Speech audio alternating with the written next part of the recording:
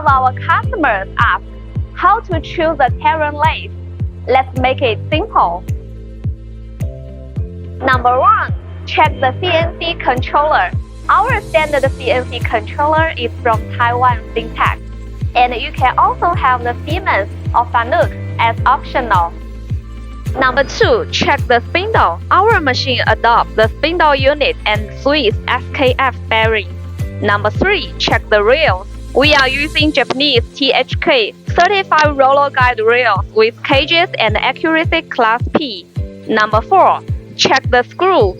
Our machine adopts Japanese THK diameter 40, grade accuracy C3. Its bearing is normally from Swiss SKF or Germany FAG.